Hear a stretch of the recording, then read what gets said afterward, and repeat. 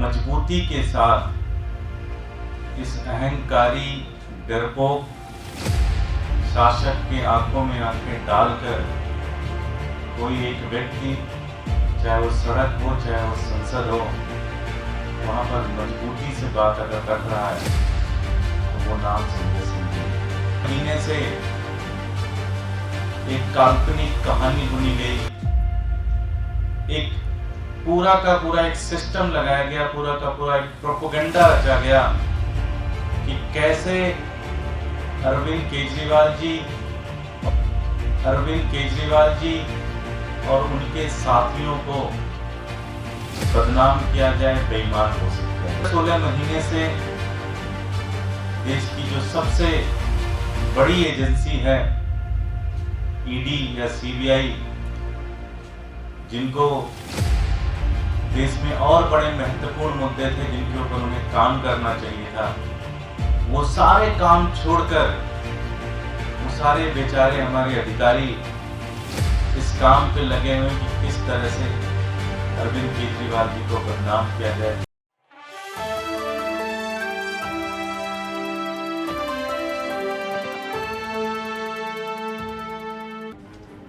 चाहे वो देश की सड़कें हो, अगर मोदी सरकार के खिलाफ, उनकी तानाशाही नीतियों के खिलाफ, उनके हिंदुस्तान के लोगों के खिलाफ जो भी नीतियां बनाई जा रही हैं, उनके और उनके दोस्तों के साठगांठ के ऊपर अगर कोई एक व्यक्ति मजबूती के साथ इस अहंकारी डरपोक शासक के आंखों में आंखें डालकर कोई एक व्यक्ति, चाहे वो सड़क हो चाहे वो संसद हो, वहां पर मजबूती से बात अगर रख रहा है तो वो नाम संजय सिंह जी हैं। साथियों,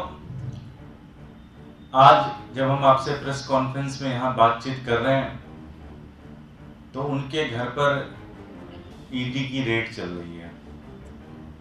हालांकि होर्डिंग उन्होंने ही लगाया था कि इस फकीर खाने में आपका स्वागत है।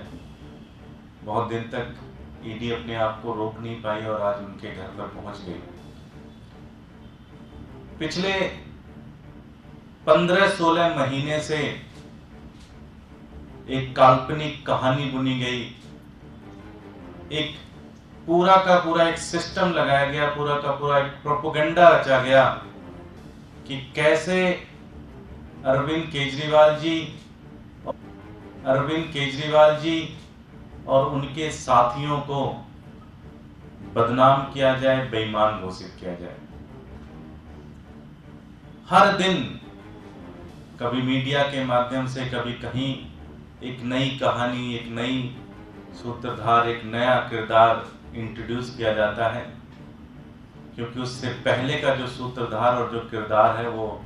उसमें कोई दम नहीं होता, तो एक नई कहानी, एक नया सूत्रधार, एक नया किरदार इंट्रोड्यूस किया जाता है। मकसद एक है कि अरविंद केजरीवाल जी को बदनाम करना, उनके साथियों को बदनाम करना। 15-16 महीने से देश की जो सबसे बड़ी एजेंसी है ईडी या सीबीआई, जिनको देश में और बड़े महत्वपूर्ण मुद्दे थे जिनके ऊपर उन्हें काम करना चाहिए था, वो सारे काम छोड़कर वो सारे बेचारे हमारे अधिकारी इस काम पे लगे हुए हैं कि किस तरह से अरविंद केजरीवाल जी को बदनाम किया जाए, किस तरह से अरविंद केजरीवाल जी के खिलाफ कोई मामला बनाया जाए। जब से आम आदमी पार्टी बनी तब से मुझे लगता है कम से कम सैकड़ों जांच हमारे खिलाफ हो चुकी है, कुछ नहीं मिला। इस तथाकथित जो पिछले 15 महीने से एक कहानी बुनी गई है, इस कहानी में भी कुछ नहीं मिला और ना आगे मिलेगा। संजय सिंह जी के यहाँ रेड हुई, अभी इस रेड में भी कुछ नहीं मिल रहा, लेकिन ये दिखाता है कि किस तरह से भारतीय जनता पार्टी मोदी सरकार, मोदी जी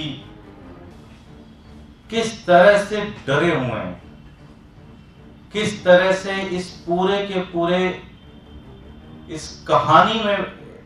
बुनने में लगे हुए हैं, सारा काम छोड़कर इस काम में लगे हुए हैं कि कैसे अरविंद केजरीवाल जी को बदनाम किया जाए, कैसे उनको